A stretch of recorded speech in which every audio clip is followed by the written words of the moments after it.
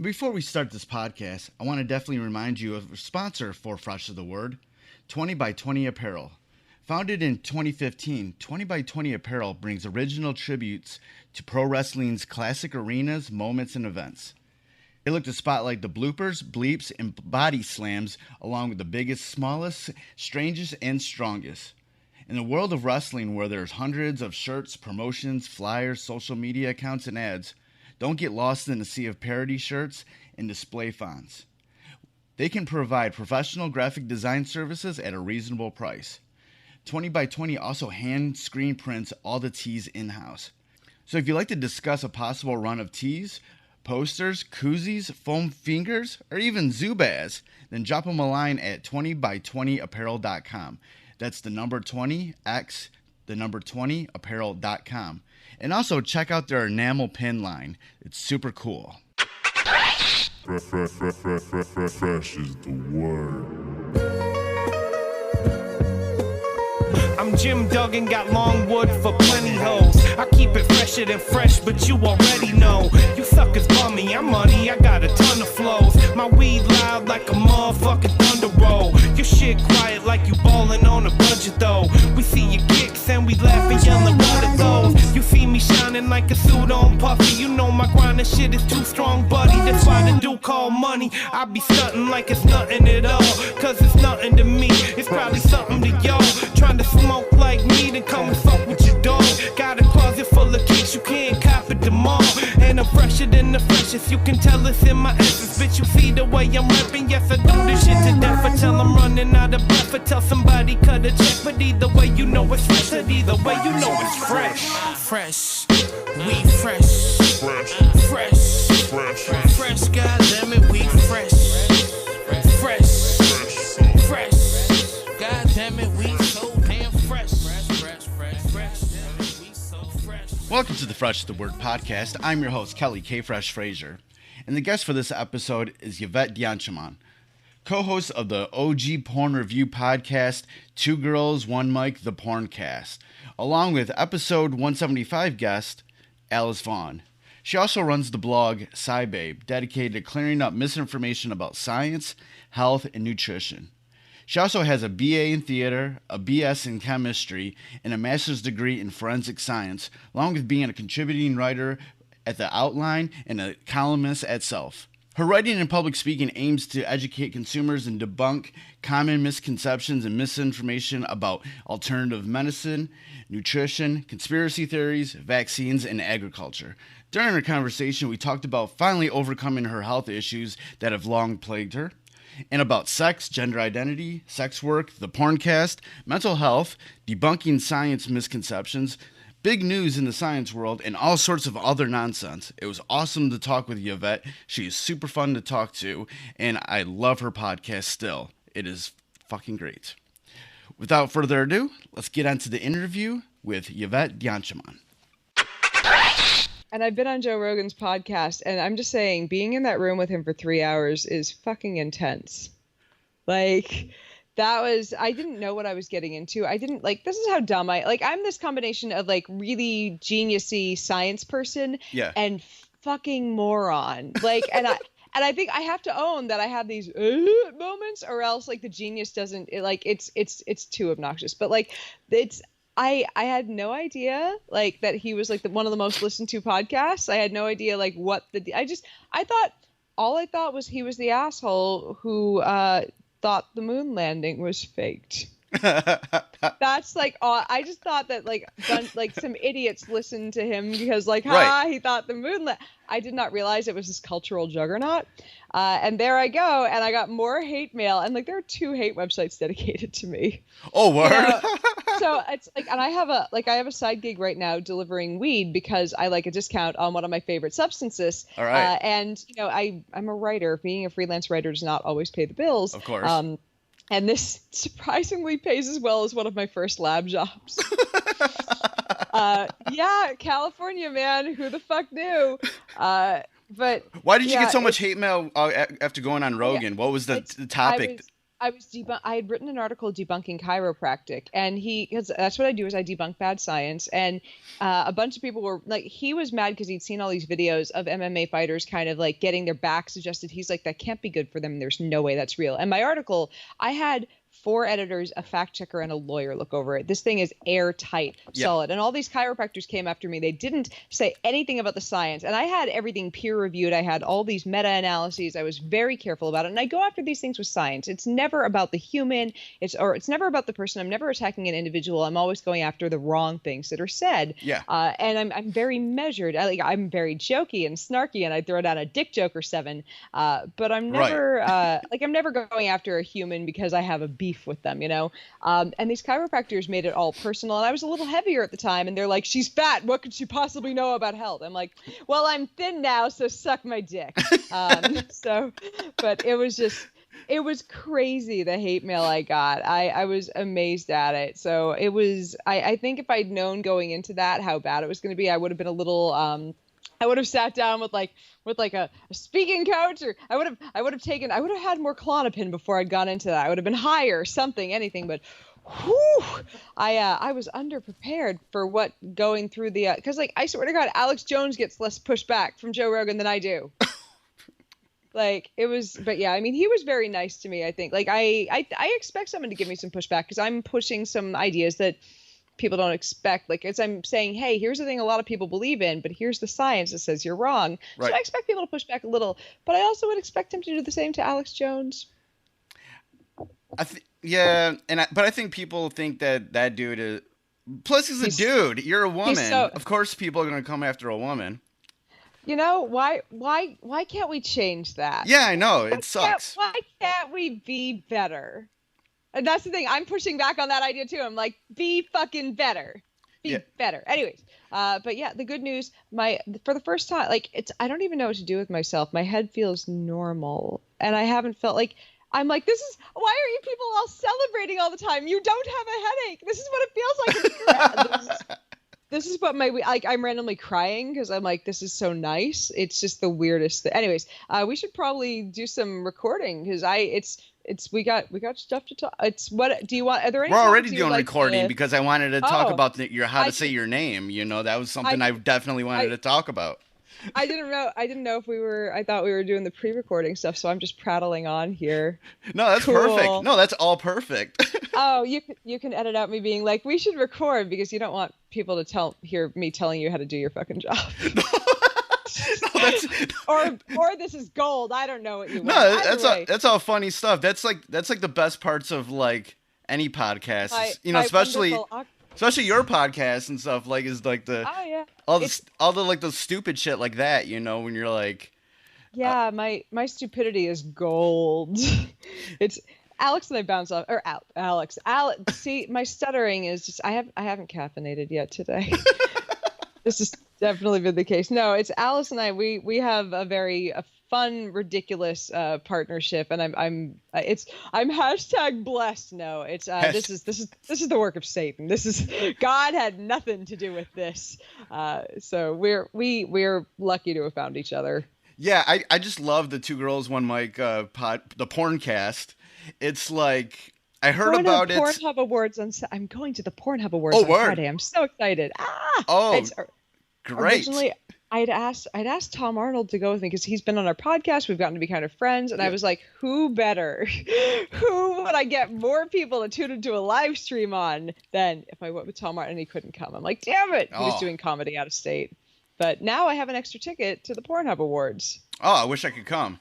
Yeah, I need someone local. So yeah, you seem to not be LA based. No, I'm not. I'm all the way here in Detroit. Oh, no, which is definitely not. I feel like that might be the most not LA. Right. No. It's there's like a city in the deep south somewhere that's like, or not. There's like it's actually. I've been to the most not LA place. I've dated someone in the most not LA place, Searcy, Arkansas. Ooh. I met him at a wedding, and I thought that was a good idea at the time. I have bad ideas. Oh, there's a story on how I broke up with him that is an amazing story, though. Go ahead and tell it if you want. Here, You can accidentally send somebody to punch an ex-boyfriend or to punch a now ex-boyfriend. True story, accident. I did not, you can tell someone. All right, so his name, we're gonna call him Kraus for the sake of this because that was his name. And he. Kraus, Ryan, there's no way he's going to be listening to this unless he's stalking my every move, which I hope he has a life and isn't following somebody who he dated for 7 months like a decade ago. Like if he is, Ryan, find new pussy, okay? Do something else. He wouldn't bring me home to mom because I wasn't a Christian, so we knew this was fated to fail eventually. But what was it about him that you liked? We had a good time talking about theater and baseball. I have one of my undergrad degrees is in theater, and I have a Red Sox tattoo. He was a Rangers fan, but I like having some heated discussions about baseball. Okay, it's a good time for me. And we just we got on well. As you can tell, it's hard to shut me up. It takes either a ball gag or a dick or a really, really good joke, especially an insult one in my direction. I like those. But he had the ball gags. Moving on. So we had a good time, but it was coming to its close, and we're going to leave the reasons for that out. And I could tell I was ready to split. And it's hard to split something off when it's long distance. It's like, do I just stop calling you? Do I have a screaming match? And I didn't know like where my line was on when I was gonna just like, this is over. And I knew he was going to opening day. The Rangers had won. The Texas Rangers had won the World Series that year, and I had lost a bet to him on that because I was a Red Sox fan, and he was going to be at opening day, and the Red Sox were playing them on opening day for the Rangers. And a bunch of my friends who are nutty Red Sox fans who go to they'll go to wherever the Sox are playing on their opening day went to that game. And Kraus is bragging that he has box seats because his parents gave him anything he wants because he's not spoiled at all. He's going to these box seats. And a few of my friends I knew were likewise in box seats. And I'm like, all right, there's no way they're in the same box, but whatever. I text my friend Dan and I'm like, if you see a guy, described Kraus, I'm like, X height with this for facial hair and wearing this shirt, just do me a favor and punch. And he had like the gauged earrings, and I'm like, if you see a guy looks like this, do me a favor and fucking punch him. And Dan tells me, and later on I saw him in person, he's like, I looked down at my phone, I looked 2 feet to my right, look back at my phone, look back at him, tap him on the shoulder, and Dan is 6'3", like 300 pounds, and he is quite literally an arms dealer for Lockheed Martin. And Kraus has half an engineering degree and looks like I think everyone gets one relationship that they look back and think, was I drunk the whole time? Who knows? Look, I just lost 100 pounds and I was very vulnerable. I still did not feel like I had that body yet. So it's bad. Anyways, so he looks at him and taps him in the shoulder and goes, "Hey, this you?" And Kraus looks at the phone and sees my name on the screen. And he looks up at this very tall man and is like, "What the fuck is huh?" Is very flummoxed about what happens here. And then the Rangers score, and of course Kraus cheers.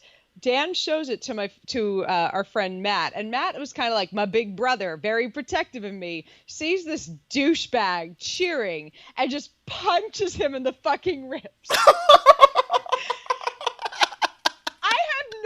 Of knowing they're all in the same box. It's a stadium for 50,000 people. How could I have known? So Kraus, I'm sorry. I'm still a little sorry. Like I couldn't have known. Like that's like saying if you go to Sweden and you see a guy named Sven. Like, that's like, how do you can't predict that. Like, wow. That is crazy. My God. I feel like that's one of those moments that I look and go, you could not write my life if you tried. Like that's, I still laugh. I still feel a little, no, I don't feel bad. Fuck that guy. He cheated on me. Right. So, either way, nah. It's that's the thing that happened. So. Wow. Yeah. That's a crazy story. I don't have, I wish I had a good segue into something else. I feel like if Alice were here, she'd say, so speaking of, Yeah, speaking of punching exit, I have no idea. but one of the things that is like stories like that and like your and Alice's sense of humor is what I love most about the your Porncast is like after listening to the first one, I was like, they have like the same sense of humor I've always had, and I love both of them. I want them to be my best friends. Oh, I have like a friend crush on both of you. I'm like, I want to like, I'm like, I love them too. I love their sense of humor. and that's kind of how it's like Alice and I started by having kind of like a friend crush on each other from across the internet. And like I had a pretty big following already, and she was starting work on the thing Offensive Crayons. And we finally had like a few conferences that we were at the same time. And like I had a couple 100,000 followers, and she's like, if I ever get to meet her, we're going to be best friends. And like, she willed it into life. She is a tenacious human, and I love her. And as you can tell on our podcast, we get very personal. Yeah. We try to keep our personal sex lives out of the thing because, our partners did not sign on for insane people, for girlfriends/wives. They did not sign on for their penises to be discussed on these things. So we try to keep that to a minimum, but we do talk about some personal stuff on there. So, in the vein of personal stuff, one of the things that Alice and I bonded over earlier was, with her inner pack of offensive crayons, she lists things that she has some sensitive subjects in there. And I'd had a miscarriage. Now, I wasn't trying to get pregnant. I figured out that I was pregnant by not being pregnant anymore. And I was like, sweet, my body saved me $400. And that's, I know there are people in the audience that are like, where do I send the hate mail to? Fuck you, Right. You want to send me hate mail, or I don't care. But, like I was a hormonal mess because that's the thing that happens with that. Your hormones are like, we're going to screw you up for a month over this, even if you didn't want to be. But this is the first time I was really, Alice and I were at a conference with each other for a few days, and she had one of the like first packs of offensive crayons with her, and she was like, I present you with this, and she gave me Miscarriage Maroon, and I laughed so hard because I'm like, finally someone who I can talk about this with, who I don't feel like I'm going to be, stepping on their feels, because I had friends who had miscarriages from pregnancies that they wanted, and I felt like if I talked about that, they'd be like, this is the wrong way to feel. And I'm like, I can just cope with my life with humor with Alice. And we don't always we don't see eye to eye on everything, but we can always talk about what we're we can always find a poke the humor out of life together a bit. And being able to poke the humor out of porn, man, it's been fun. Thank you, honey. It is nice to have a husband who brings you coffee whilst you're recording. I recommend that to anyone who's hunting for a husband. Get one that makes you coffee. Oh, that's Good nice. Coffee. I don't know if you're hunting for a husband, but if you are, get one that makes you coffee. Right. I have no idea what I hadn't asked yet. What is your relationship status, and or what's happening in your life, Kelly? I'm single right now. How can you say? I don't like the word coming out, but I'm saying that while I prefer women. Yeah. Hold on, just one second. Okay. Just here. Oh, right here, baby. There we go. You were saying? What I was saying is, maybe it's not saying coming out, but while I prefer women, I am at this point where I've decided that I want to identify both sexually and gender-wise as queer. Oh, congratulations! So congratulations for figuring that out about yourself. It took a long time to figure it out. It was just like a long time, because like when you go back 10, 15 years, the only information out was either you're gay or you're straight, And then there's right in the middle where I am bi, because boobs are wonderful. Oh yeah. I mean, so's the rest of it. I'm just saying, but right. I think that's the first thing that happens to women is we see our girlfriends getting boobs, and we're like, I don't know if I want them for myself or if I want them. And it's a very confusing time in a woman's life. But you settle into one of two of those, and I can't choose. Right. It's like while I definitely do prefer women, but there's just like this gray area where I'm like, you know what? I don't really care as much, but like I'm not specifically bisexual. I'm not like pansexual or any of these other things. I like the term queer because it's like Covers it all. it's open-ended, and I like boobs. I like vaginas, but like If I you think there's find something it, else. I think there's something else out there too. and if you meet a guy that's it for you, you're open to that. Yeah, it's like That's none of that is it. a healthy attitude. It is, and it was just like, but like when you go back 10 to 15 years, those discussions and information just didn't exist. Right? So you didn't like, especially for guys, and you didn't know what I was feeling, and it was like through a bunch of things over the past few years. It was through certain podcasts, even stuff that I heard on your podcast. Like really, Do you listen to? Do you? Sorry for interrupting, but it's what I do, so I try to do it often. Yeah. No. Do you listen to this? To the Lovecast, to the Savage Lovecast? No, I don't. Oh, that one's pretty good. I'm pretty sure there were discussions there that helped save my now marriage when it was in its infancy. But no, that one's really good for communication and for helping figure yourself out. Yeah, there's a lot of things that really kind of helped me figure this out. And one of the things, like this is actually like something I didn't really expect, was that over the past couple years I got really involved in like the comic book community. A lot of the creators, people that you'd see in Artist Alley at conventions, and through a lot of them, like there's a lot of people who identify as queer or bisexual and stuff like that, but they don't make a real they have the representation, but there's nothing stereotypical about them. Like there's queer women who are married to a guy and stuff like that, Yeah, like you're saying. Yeah. Like I've met a lot of people like that where they identify as bi or queer, but they're married to someone who is, who makes them appear hetero. Yeah. So there's this whole thing of bi erasure, which and that's why they have Bi Visibility Day. It's like, I know, I get it. This is the orientation I appear, but this is not, this is, things are not always as they appear. Like there's this whole, here's a completely unrelated thing, but very similar in terms of visibility for LGBT people. My brother is trans. There's a lot of trans male erasure because they look like they were born male. Nobody looks at a trans man and thinks, I can see what you looked like, for the last 30 years of your life before you transition. Like, he just looks like a fucking dude now.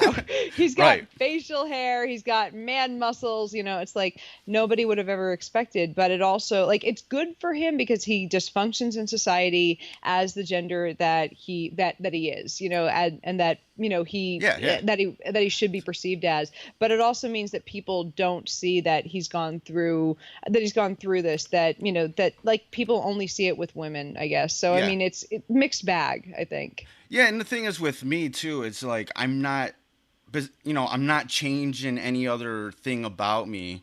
I'm still going to look like a white dude in America, which is going to, I have certain, white privilege just in that, but I just know, like, inside, like, how I feel, like, that it's something that is, different than just the black and white issue of, being gay or straight. It's something totally different. Then I feel that's in that gray area, Yeah, there are, no matter what, like, coming out and having people know that you're anything other than straight, white, cis, het, like, there's always going to be, even if it's not readily apparent, a slight change in the privilege spectrum. And it's not you have it or you don't. There's a spectrum of it. Yeah. It's there. And I mean, it's not white have all the privilege. It's, are you straight, white, cis, het male and tall? And I mean, I swear to God, tall adds a factor to it.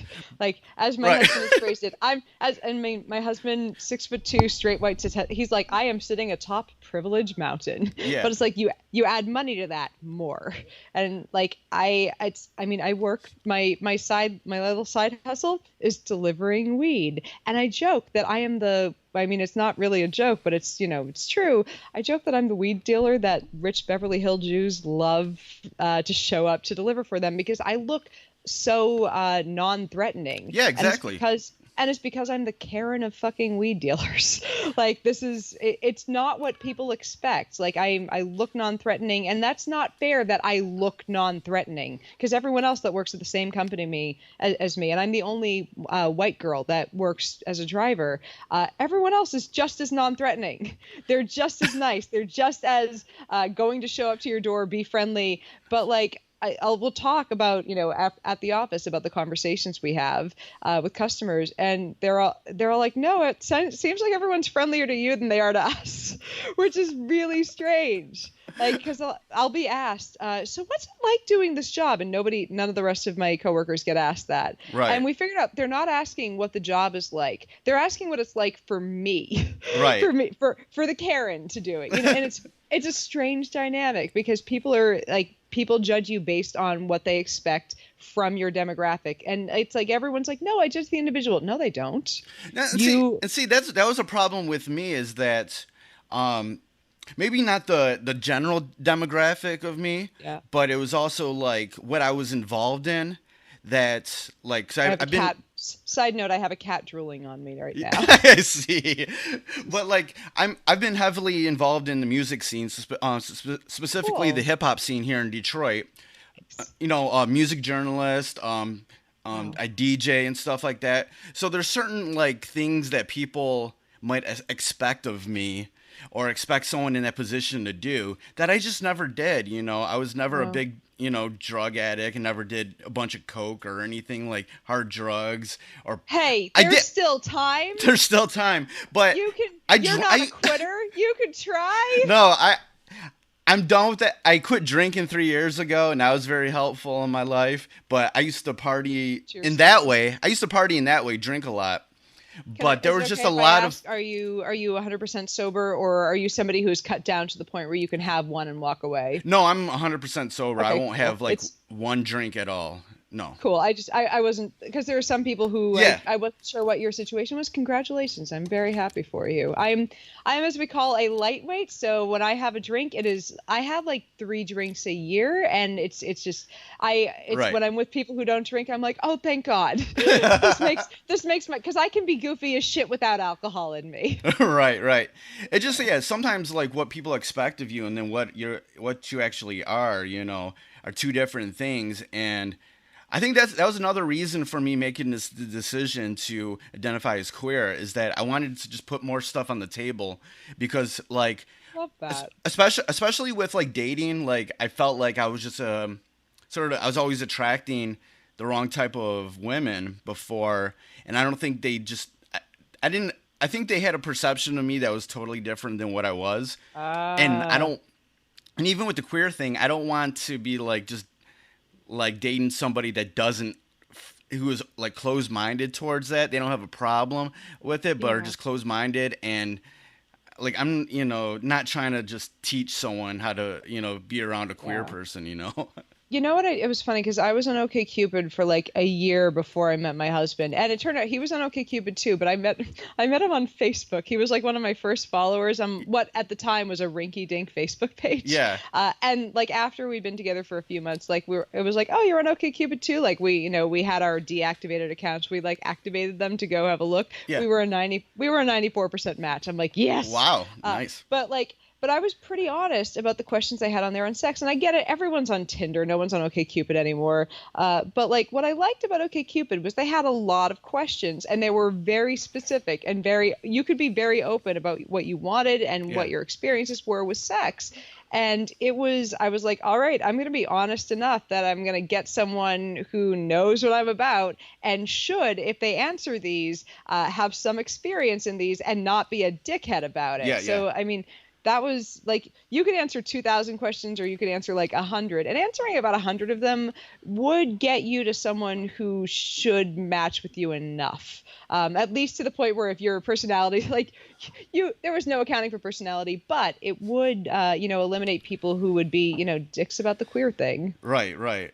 Yeah. It just like today I actually deleted Tinder and Bumble off of my my cell phone because I just found myself just like dicking around on there. Oh, like, yeah. And I'm not. You're shopping for pretty faces at that point. Yeah, and I'm not even like caring, you know. And I was just like, you know what? I don't even need to waste my time on that because I'm really, I've never really met anybody on any of those, so I'm just like, I'll just delete it because I'm not gonna find anybody that way. It's gonna be another way. I just feel so. Yeah, it's I was really surprised at how I met my husband. It's like if you had told me it was going to be from launching a website in which I could rant about how people were full of shit and people were going to be gravitated towards that, and I would meet a random local chemist with great hair, and then he would be in a relationship when I first met him, and then we were randomly going to get single within a week of each other, and that was just going to work out, and I was going to here's the kicker. I banged him the night before our planned first date, and he's my husband now. So my advice to all of you, bang right away. That way, you know if you're at least sexually compatible and you want to keep having sex. Right. Like when I was on OkCupid, because, you know, I was on there because I wanted to find, like, I was 31. I'm like, all right, you know, time, like, I'm tired. Like, at the time I was having fun. I'd been, you know, quote, playing the field. I had plenty of sex. There was dick and pussy falling off trees for me. It was wonderful. But, you know, I to quote Ariel, I want more. I wanted a person to come home to. I wanted someone to snake my drain if I would just blow them. You know, that's what I wanted. Yeah.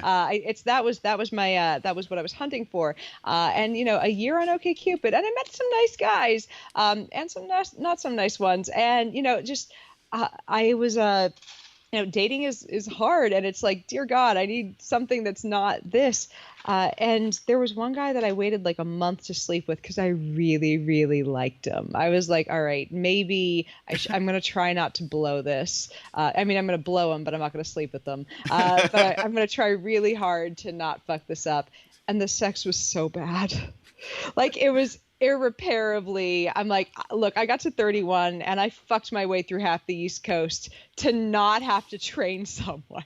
I felt so bad because he was such a nice guy. Like, I hope that somehow he finds a girl that doesn't care so much about the sex, who he's going to make laugh so hard and be very happy with her, because he was such a nice guy. Scott, wherever you are, I'm sorry you were bad in bed, but you were so nice.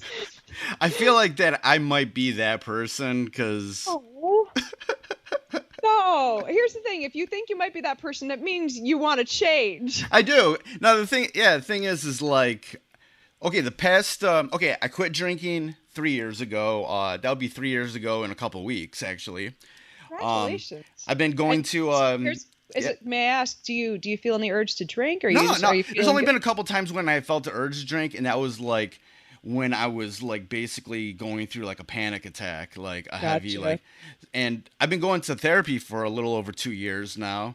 And then I've been, I'm really impressed. Yeah. And then I've been not a lot of people do the hard work. So yeah. And then I've been on medication, Lexapro and Ritalin for the past year.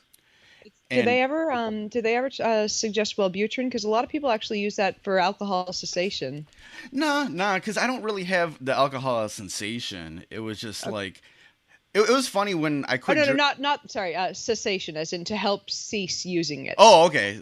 It stopped, like, people will use it for to stop with alcohol, to stop with cigarettes. It kind of hits your hypothalamus and makes cravings go down. Nah, with me, when I quit drinking, it was like a switch turned off with me. Like, wow. It was the weirdest thing. Like, the thing is, for like a year, I think before that, I was like kind of half-assed trying to quit. Yeah. And I was like, okay, maybe I'll just have a drink here and there. But then there was times when like it would just get out of hand, you know, and because it happens. I'm the type of person who I know so many people that work at bars and stuff that I can drink free a lot, you know. And finally one night I really got really drunk. I already have one DUI like from 12 years ago. So I was starting to get the feeling that I was going to get another DUI because I was being irresponsible and driving. And there was this one night where I got really hammered. I went to an Asking Alexandria concert. Then I went to a bar afterwards, drove home, sent some naughty texts to a friend, and she just laughed. Oh, wait a minute. No, this is the funny thing. I was sending naughty texts, but then I thought I was sending a DM or something on Twitter, but I made a public post. Oh shit! That's you know what I would have done with that, just kind of as a reminder to never drink again. I would have taken a screen cap, made a poster of it on my wall to be like, "This is what happens when you drink. I don't ever do it again." Then I passed out. I wake up the next day, and one of my friends sends me a screenshot with he's like, "Yo, champion tweet," and I'm like, "Holy shit!" I think that the tweet was. I've been on mushrooms. I've been on ecstasy, and I have never sent out you know what I do before those drugs? I turn my phone off. Those are anything above cannabis. You turn your phone off. No, I wasn't even on my phone. I was on my laptop, doing all that because I was back to the crib on my laptop, just And I think my tweet to her was, "I'm fucking drunk. We should fuck when you come into town." Oh my god. Totally public, and I was just like, "Oh shit!" And then between that and everything else, that morning, the switch went off, and I was like, "I'm done." It's time. This is my wake up call that I have done fucked it. I did so much crazy shit that night. I was just irresponsible shit that I was just all right, I'm done. I can't do this anymore. And I just stopped, and I was fine with it. And it was funny. Some people just need that one wake up call. Yeah. My grandmother quit smoking when she woke up one morning after smoking too much on she was kind of a casual smoker, smoked too much on a New Year's Eve, and she was everyone was smoking a lot of cigarettes, and that was back before they were fuck you up on one cigarette level of nicotine. But she's like, yeah, my throat feels kind of sore from smoking too much. I'm just gonna finish this pack and not smoking. Never smoked again. Wow. Yeah. And it wasn't a plan. It was just, this feels kind of gross, but some people just hit their breaking point, and I'm glad you did before your breaking point was your neck. Yeah. And know what the craziest shit is that I didn't realize what alcohol did to my body. What it was it was numbing my everything. It was numbing my emotions. I already knew that if I drank, I instantly got whiskey dick, but your dick's feeling better too, isn't it? I didn't realize that it was killing my sex drive too, because I was realizing for a while, and this was another reason why I was questioning my sexuality, because I thought, I'm okay, maybe I'm gay because because it wasn't working with women. It just wasn't working a lot. And for a while, I just didn't realize, okay, maybe it was alcohol.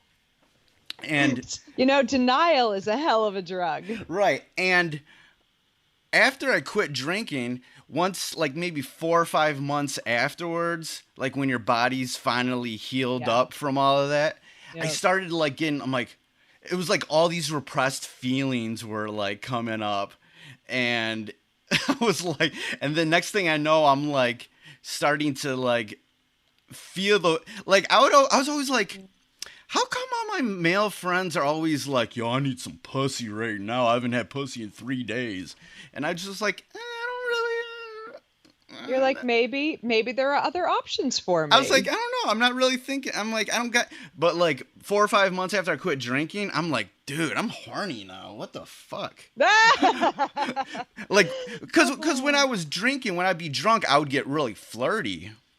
But it wouldn't go anywhere because it was awful, because I would get super flirty, but Aw, it's like the orca's fin. But then again, I feel that happening saved me from some really questionable pussy. Or it saves some pussy from some questionable you. Yeah, but people were saved by the whiskey, kind. I was saved because There were some Double women edged that sword, yeah. I should not have put my dick in, that I'm glad I didn't put my dick in. You know, I think, you know what? It's a good thing that there was not too much drunken fucking while you were on that much drunkenness. How about we leave it all? Because I mean, nobody really wants the you know, the person who is on so much alcohol that they can't get it up, because that's just a bad night for everyone. Because Right. especially if nobody knows if they have an angry drunk with them, especially if it's a first night. Like, that's a bad moment for a woman too, because you're like, oh God, is he gonna get mad? Like, that's like it's not a good evening for everyone involved. So But I'm yeah. glad you're sober. Yeah. I'm legit happy for you, But- because like, these stories don't always end this way, and you probably know the stats on this. Oh yeah, I just knew that I was being very irresponsible, you know, in so many ways. And then you know, in the long run, I realized what it was just doing to my body and to like my emotions and everything. I can feel more, you know, I guess I have more emotion. But I'll say this, like, you know, with all the whiskey dick that I had, you know, I did try to compensate by eating pussy, and I really do enjoy that. It's, you know what? As do I. Dude, I enjoy that. It is one thing that I miss from being in a monogamous relationship. But you know, we do honor what we have. It's, you know, here's the thing. It's kind of like saying, oh no, you look at a menu and you have to choose the chicken or the fish. You make a choice, and both things are delicious. Right. But I really do enjoy like eating pussy. It's like really, I like satisfying somebody, you know? Hold on just a second. What, dear? My husband just said, so from that metaphor, is surf and turf like a pan meal if they're non-binary? My husband is a very clever man. There's a reason that I married this human. He's my favorite human. But I also know that if I was like, honey, there's a woman that I would really, really, really like to have sex with, he'd be like, go with God, my child. We have a good marriage. That's good. That's good to hear. Yeah. I found, like, look, I waited. A lot of my friends got married in their 20s. I was a bridesmaid. I like to call it 3.5 times, because my brother's wedding was a fairly informal wedding, and I was, quote, me and the wife's sister were the bridesmaids, but like I said, really informal wedding. But 3 out of 4 of the weddings that I was a bridesmaid in ended in divorce, and I'm like, I waited till my 30s so that I would skip the first divorce. Yeah, that's what I say about, like, yeah, that's a joke that like people say, like, if you've been single into your 30s, like you're just like statistically skipping your first divorce. Yeah, you're statistically more likely to stay married because you just, you know, you didn't get married when you're kind of who you're gonna be. Like my OChem professor in undergrad, like she was she was at the time that she told me this dating the man who she eventually married, and she was late 20s or early 30s, I think, and she said to me, I was her assistant all 4 years of college, and she said to me, can I give you some advice? Don't get married till you're after 25. Because you're more of who you are when you're after that age. And, you know, I was really, really happy that you know, it would have been nice to not spend, you know, 25 through 30 kind of languishing in singledom. But, you know, I am very happy that I was at this point in my life and my career, had done, you know, enough things on my own, had explored, had gotten all the strange dick, pussy, and everything in between, right, that I'd wanted. And, you know, I was at the right place to meet the husband that I got. So he's pretty fucking neat. I like him. I will keep him.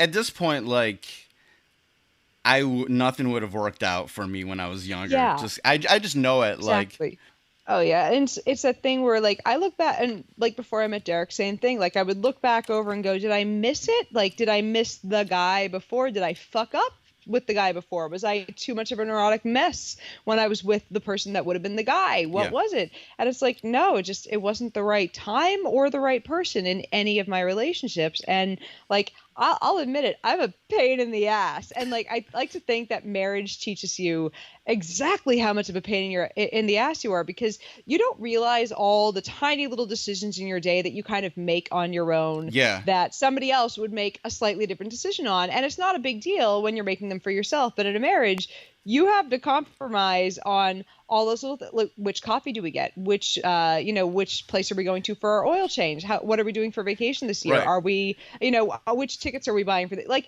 and it's not, none of these are like, not a single one of them is a gut busting giant heavy decision, but they all add up to little things that you have to sit there and diffuse tension on and make sure that you're on the same page on. And like, and you realize how much of a stubborn asshole that you can be. And it's not, I think if either of you in a relationship are sitting there going, I'm not the stubborn asshole, when you're both digging your heels in on completely silly things. And it's like I said, I'm owning this about myself, but I think that everyone in a marriage kind of realizes at some point you're being like that. You're all kind of a stubborn asshole, but you realize that about yourself, and you go, oh, it's me too. And somebody is putting up with me, and I'm so grateful for it.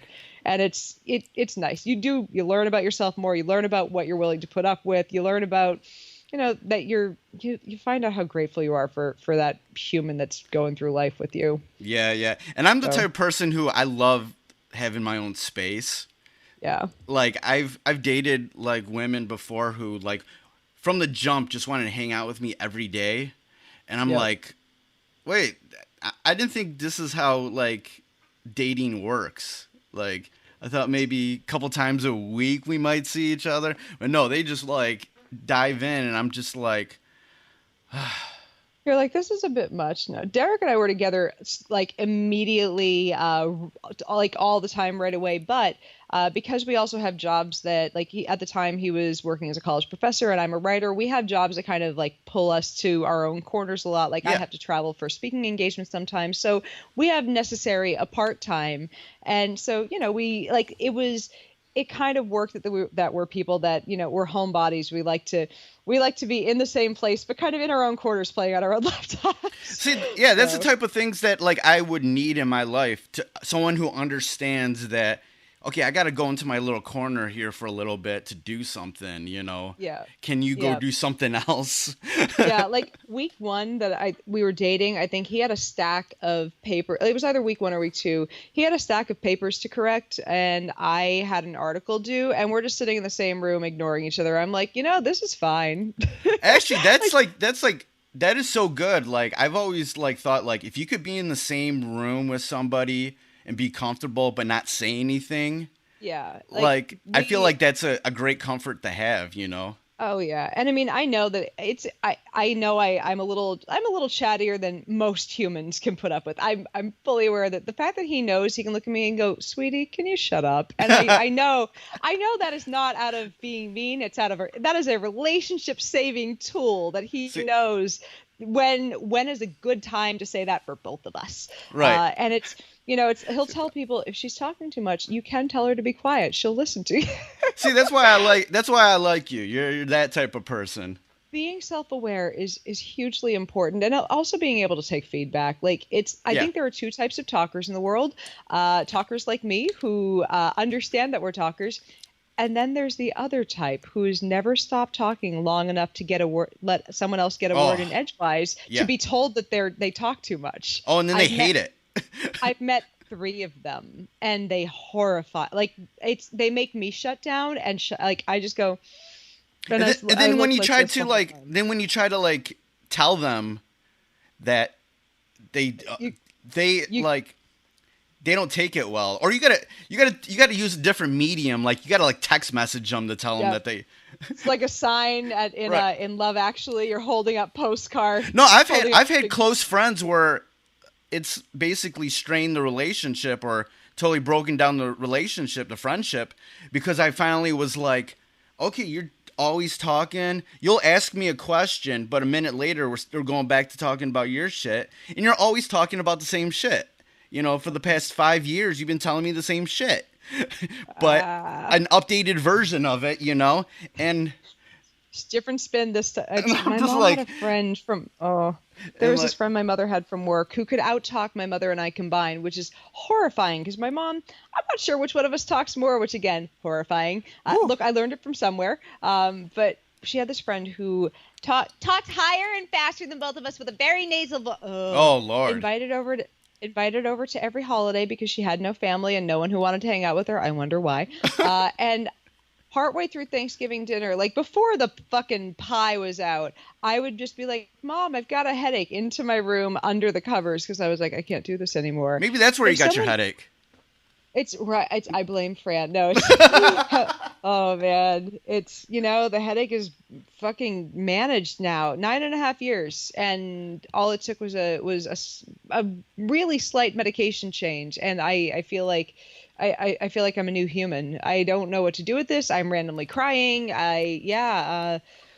There is just a quick plug for my doctor that fixed this. If you're in the Los Angeles area and you have been struggling with craniofacial pain or orofacial pain, if you don't know what these pains are and you just have a quote migraine, this doesn't apply to you. But if you have trigeminal nerve pain, if you have a constant one-sided pain on one side of your face, my doctor is Dr. Rish Hershinger. He's actually a dentist who specializes in craniofacial pain. Oh. He is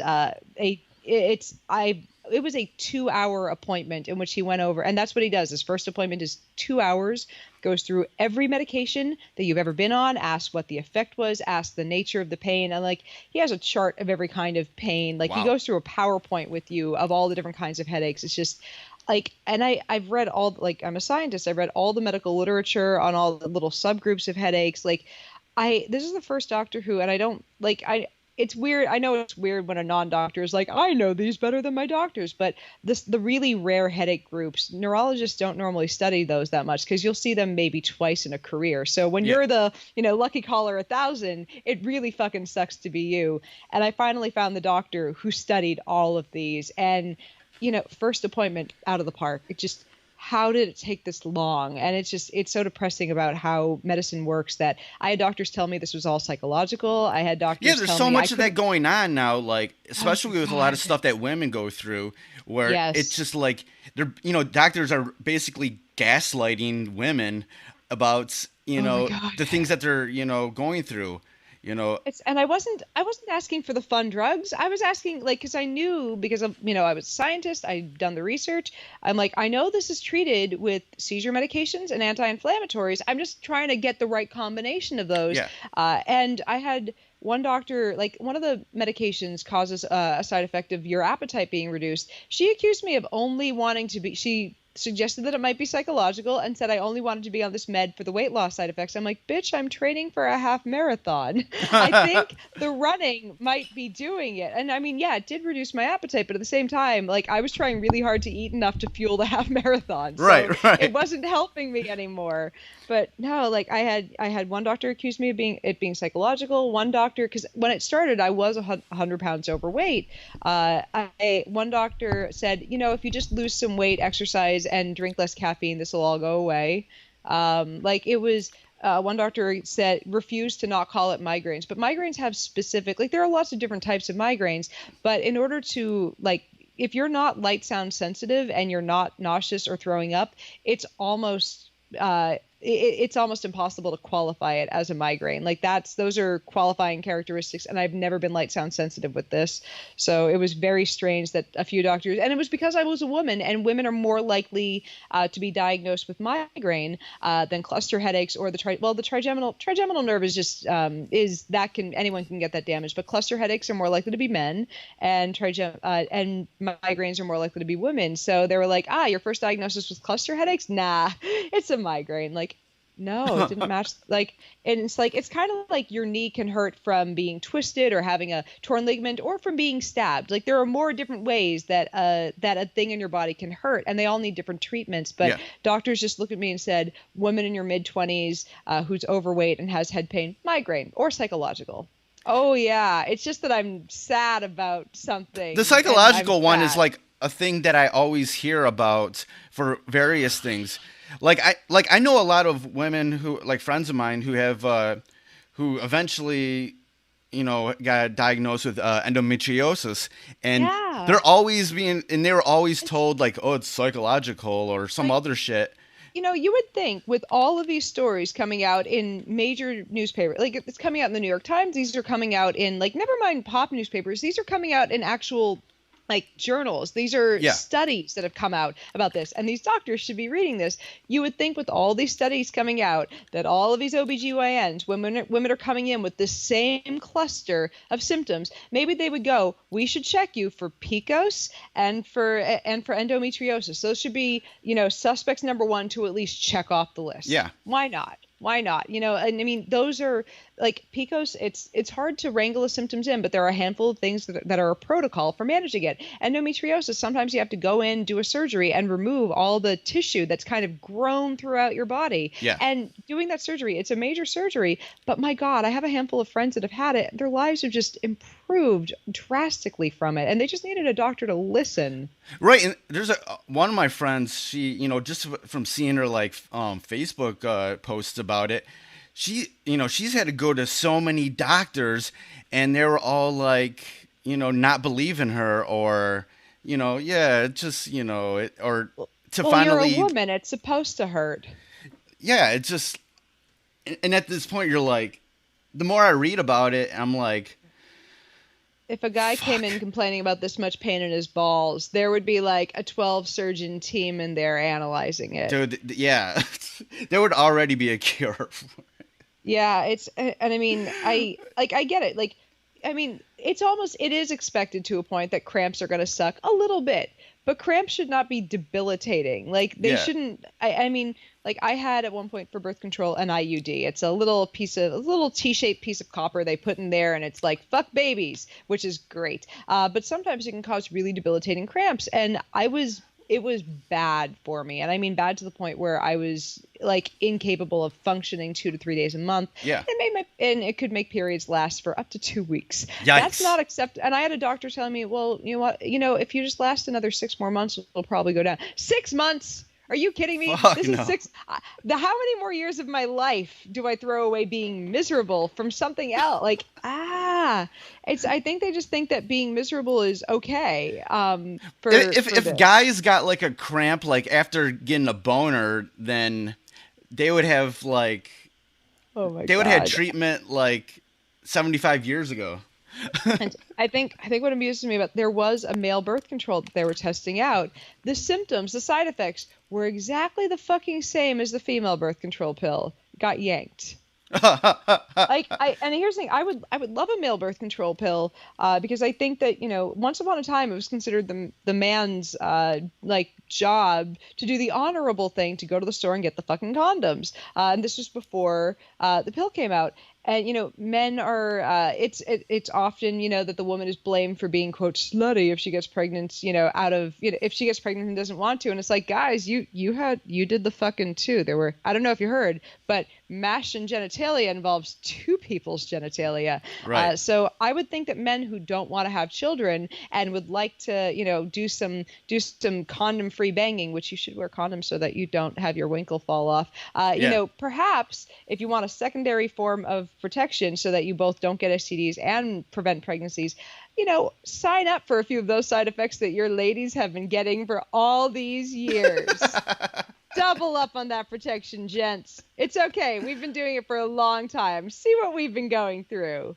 We've been doing what we can to prevent the babies. Your turn. Crazy. So sorry for the passive aggressive commentary at your audience, which I'm sure is all very nice. That's fine. They'll get it. It's. I guess it annoys me that for years, like, guys are like, I wish we could take control of this, and then exact same side effects, and it's like, oh, there's no way we can do this to the men's. Yeah. No, we can't. Oh shit, no. We can. Don't worry. We can make men a little moody. It's never happened before. We'll just tell them to smile more. It's always been effective. Women are too emotional for all this stuff. Us men, we don't get emotional. That Donald Trump is a beacon of emotional stability. It's a good thing we avoided Hillary Clinton, who's always very temperamental and breaks down. Okay, sorry, politics. I'll stop. But no, the one thing that I really love about the Porncast, and I feel like, you know, we really encapsulated with this conversation, is like, even through all the humor and dick jokes, you know, I'm always learning something. There's always something we're learning about sex or the sex industry, the porn industry, whatever. You know, I've learned so much just by listening. We do try to do that. I mean, we try to be all encompassing. We try to have, we try to make sure there is something in there for everyone, and that it's not, how to phrase this. We try to keep it from being tawdry, because I mean, somehow we're talking about, we're having some really filthy jokes, and we're saying, we're talking about genitalia being mashed in. I mean, we have one episode in which somebody was fucked by a Jack in the Box mask. I mean, there was, it's Night Dreams. Go back and listen to the episode on Night Dreams. It was an early one, and Alice and I are still scarred by the scene with the cream of Wheaties box, I think. Cream of wheat box. That happened, and it's still a part of us, and we're all a part of it. But you know, I think the fascinating part of it is that we didn't realize going into this, like Alice has a physics degree, I've got a chem degree. We're both, you know, we're smart people with filthy senses of humor, and we did not realize all the stuff that was below the surface here. It's been so much fun getting to know the people in porn and seeing all the things that they go through for their jobs. And I think a lot of people who were like, why are you talking to porn stars? Like that didn't see them as humans before have started to see these people as they become, as they become our friends. They're like, oh, these are really funny people who love their jobs. They're not in this out of a desperate situation. They're passionate about what they do, especially because we review these parodies. And the parodies are all so fucking funny. Like, I still will recommend people watch Fap to the Future. And, oh my God, Fap to the Future. The fuck's capacitor. You can have the best orgasm of all time. Literally. Oh my God. Oh yeah, last night it was funny. My husband queued up a porn last night, and it happened to have the guy who played Doc Brown in it. I'm like, oh my God, it was Doc Brown. And my husband's like, Yvette, can we just you know, have our sex life and not have your work interfere with it, please? So welcome to my life. I now recognize porn stars from the things they acted in. This is a weird side effect of it. But no, that one was one of my favorites. Pee-wee's Big XXX Adventure. Tommy Pistol he makes me laugh in everything he's in. Oh, there was an 8-part, like 4-hour and 13-minute Archer parody called Striker. And it was so good. Like there are a ton of things that Tommy Pistol acts in that he stays in character while he's fucking. And Archer was one of the best ones, or this Archer parody called Striker was probably one of the best ones. And like, this is why I say we love the parodies, because we generally, like, here's the big dirty secret to reviewing porn. We often skip watching the sex, because, you know, when it gets just to bang, bang, bang, I'm like, look, I can't chafe that much. Like, that's a lot of lube. I don't have the time. But like, watching when they stay in character, which this is why Tommy Pistol's my favorite, and same Evan Stone's good, Tommy's my favorite. They stay in character, and this has birthed the Horat Challenge. So they did a Borat parody, Horat, which, you know, appropriate. And I challenge people to, while they're in that moment, things are getting heated up, your toes are curling, and you or your partner is about to blast off into, I want someone to just burst out with "very nice" and see if everyone in that situation can keep their heart on, keep going without being like, what the fuck just happened here? Because I think if people don't think there's acting in porn, you try to say "very nice" in the middle of your bangery and see if it keeps going, because you just watch a few of these parody porns and know that I am not kidding when I say there is acting in this. The Simpsons one was amazing too. The yellow body paint, it stayed on the whole time. Yeah, that's crazy. We watched that. One of my friend Anna was a Simpsons animator for 13 years, and we watched that with her. So while we're watching it, we're getting like these behind the scenes stories from the Simpsons. Like, we managed to get guests on that are like specific and like relevant for each of the episodes, or most of the time. So I mean, that was a good one. But yeah, I mean, we're amazed at the stuff we're learning. We try to, you know, bring in little tidbits about sex and try to educate a little bit on that. So it's been fun. We're surprised at how much we've been able to do with the silly concept of, hey, let's watch porn for the plots. Right. The newest episode, I learned all sorts of things about monkey and bear sex and penises. I'm gonna guess Natalia was the co-host. Yeah. Yeah. I'm like, this could be no one but Miss Natalia Regan. No, she's one of our girl squad. We love Natalia so much. Oh, she was dropping some knowledge about animals. I'm sitting there just like, wow, this is a very educational episode. We went, yeah. She's gonna bring you full Animal Planet. If you're listening to an episode with her, she's I think for a year or two, she was one of the writers and co-stars on Neil deGrasse Tyson's show. She was one of the Star Talk All-Stars. So she's very, very smart, very funny, and we are lucky. We're lucky enough that she's in our girl squad that she would come in and fill in for me while I was taking some time to get my headache sorted out. So we're at that, and I mean, we just goddamn love her. She's adorable.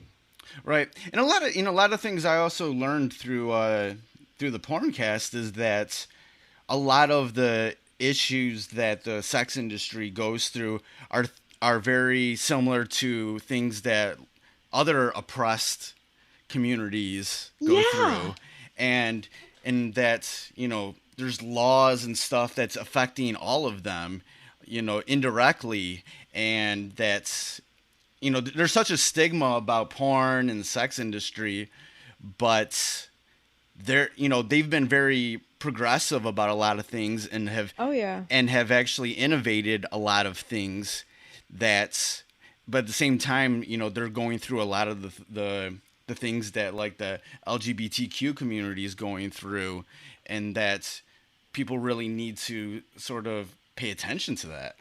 Oh yeah, no, one of the things that surprised us a little bit, and I mean, it wasn't shocking, but we were like, really?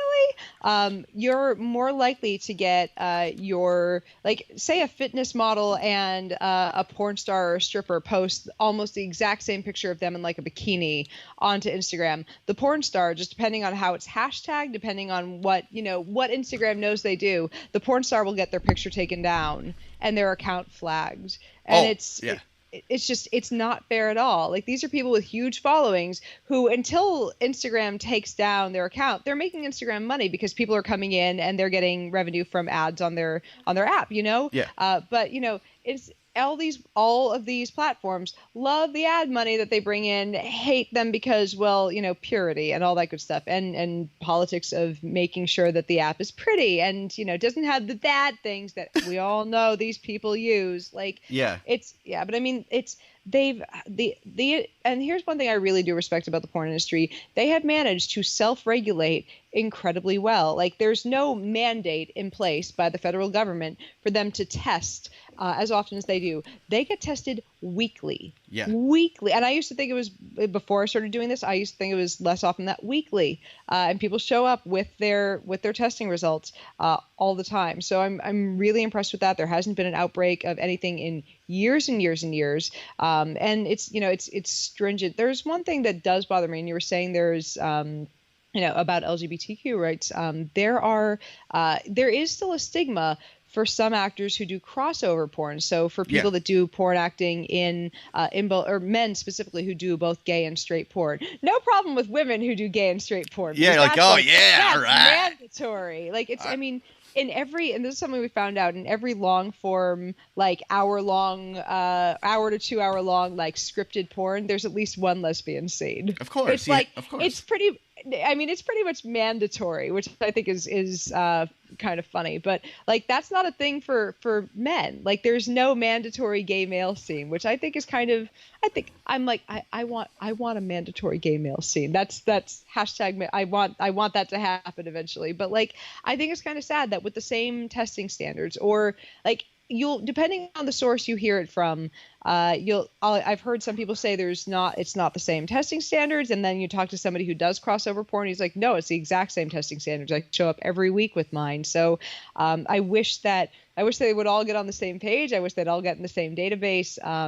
Because I feel that they're doing each other and the industry as a whole a disservice by not saying, yes, we are all tested exactly the same. We're in the same database. We're all on PrEP. We're all making sure that we're on pre-exposure prophylactic for AIDS. AIDS.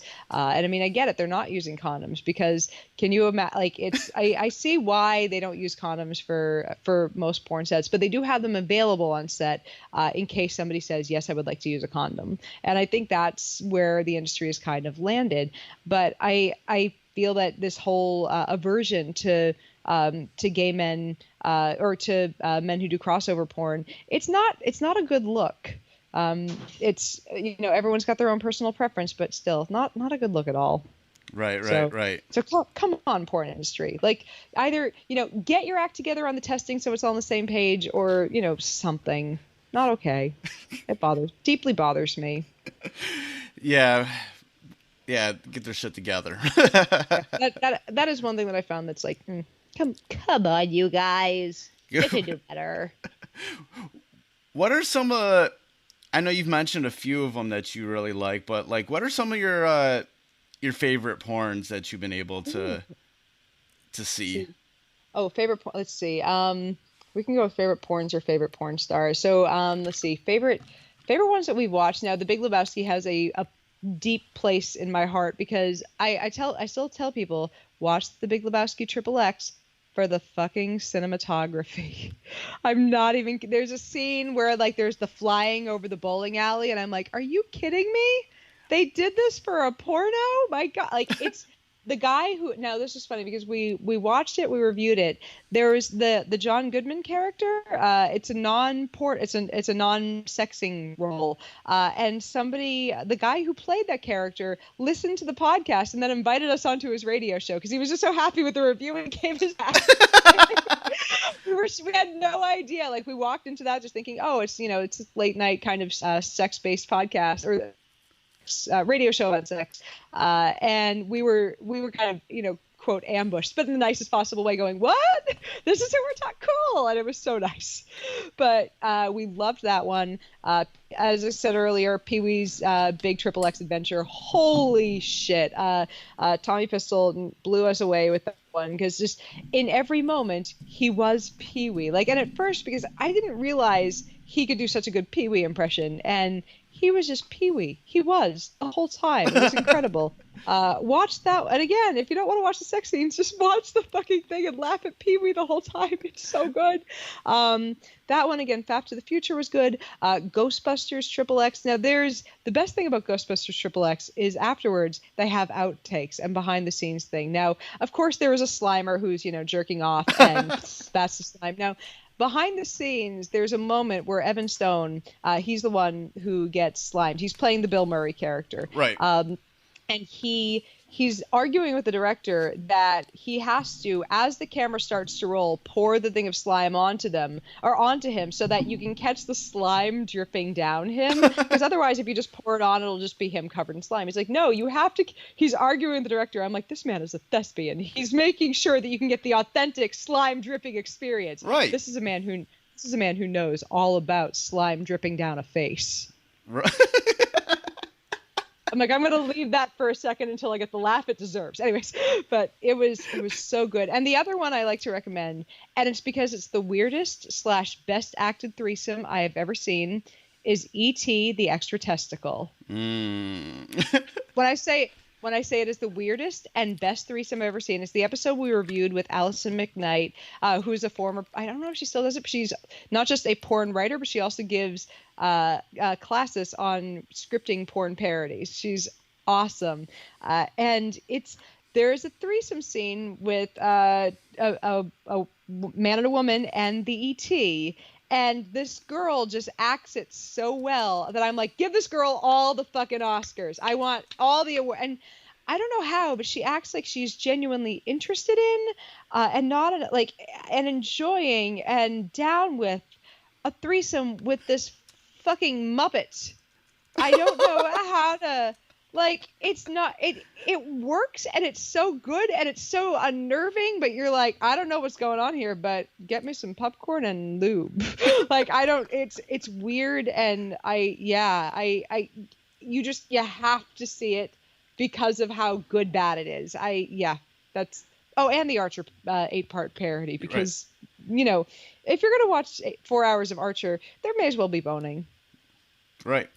Have you seen the the trailer for the Captain Marvel porn parody? No, I haven't, but now I want to. Yeah, it's another Axel Braun one. Who did the Deadpool one? Oh, somehow we haven't seen the Deadpool one. Deadpool's one of my favorite of this universe. Yeah, those look like they're very well like produced. Want to know what my least favorite one was, though? I mean, we've had a few stinkers, like Full Holes, which was the Full House parody. Awful. Awful. Like, I mean, how do you flub your line? Like, there were like 3 lines of dialogue in each scene. It was like, they get out like the Full House lines that you have to do, like, how rude, and then off to the banging. But like, they mixed up character names. Like, there are 5 characters. Like, you just had to say Stephanie and not Michelle in that scene. That was not a difficult. Like, you could have said cut and then back. That was not but that was bad. The other one that was really, really bad was Avengers. I don't know if they called it Ass Avengers or Avengers XXX, but we reviewed the Avengers and we were like, oh my God. Like, it's like part of the thing that makes a good parody is taking like the essence of what makes of like the things that people remember from the characters and a couple of like really key lines and turning them about porn and taking like one prop that's porny or that's that's used throughout the thing, like one of the glowing rocks and like turning it into a glowing dildo, and they didn't do any of that. It was just, we're gonna make random characters fuck. Like that, it was not good. And like Thor was yelly and in charge and inspirational with a bit. Like, I'm like, Thor's a fucking idiot, okay? Like, that's he's very strong, but he's also a bumbling moron. And they didn't get any of that. And I was just, I was so mad. But we really, like I say, we really do. We're the Statler and Waldorf of porn. We really are looking for the plots. Right. Yeah, for what I hear on the recent episode, the Napoleon Dynamite one was pretty awful. Oh my! I'm glad I missed it. Yeah, I'm gonna be back to recording soon enough. I need a few more weeks to get my headaches managed and get my affairs back in order, because don't get a headache for 9.5 years. You'll fall behind on a few things. Oh shit! Like, yeah. Okay, so outside of doing the Porncast and being the Karen of weed dealers, what else have you been working on, and what do you hope to get back on the horse with now that you're getting your headaches together? So the main thing that I do, actually, I'm a very well-respected science writer. Oh, yeah. Yeah. It's like, we should mention my day job. So I have about over at scibabe.com / the place that you can find me and the stuff that I do the most of on social media is over on Facebook, which I know is for really old people now. So you can find me over at facebook.com / scibabe, where I am snarky and very sciencey, and I try to debunk all of the bunk on the internet, which, that's a fool's errand. I didn't realize we were going to go into the Donald Trump era 5 years ago when I started this, where nobody believes anything. Right. There's a war against science. Like, when did you ever think there's going to be a war against science? I thought a few years ago it was like, let's fight anti-vaxxers and people who are telling people that everything in the food supply is killing them. Wipe my hands, I'll be done. And now people are wearing shirts that say that we should kill journalists, and I'm like, oh boy, I stepped in something deeper that I knew how to unstep in. But it's like every time you read something on the internet saying there are toxins in foods that you have to detox, I'm like, all right, that's not how, number one, detox isn't a thing. There are no toxins that fruit juice is going to remove from your body. If you need to detox, if you have heavy metals in your body, you need dimercaprol chelation. There are no supplements at the store that make your kidneys or liver work better. None of this works. And like, I've written a handful of articles on this that have done very, very well. And like I said, we go through all of this with peer-reviewed studies. We go through all of it very, very carefully and make our case so that people will think more clearly about the types of marketing in the food industry that they fall for. And I think that I haven't focused as much in my earlier writing on the types of marketing that, like, there's bullshit marketing that tries to make you spend more on like the organic, vegan, gluten-free, guaranteed asbestos-free, not made with white rhino horn, that type of shit. But like, I think now I'm trying to focus a little bit more on the types of insidious marketing from the food industry, like from conventional ag. And that's something I didn't do as much of earlier, and I'm trying to focus on that more now. But It's been I kind of look at what I do as consumer advocacy, because I think that there's so much in science that people don't understand, that I don't think it's people's fault. I think that we don't educate well enough, and we don't teach critical thinking very well. And it's easy to kind of see whatever on your Facebook stream from a friend and think, why would my friend post something that's bullshit? My friend probably looked into this, of course. So, you Right. you repost and you repost and you repost. And, it seems like I've been through shit with the medical system in the last 10 years.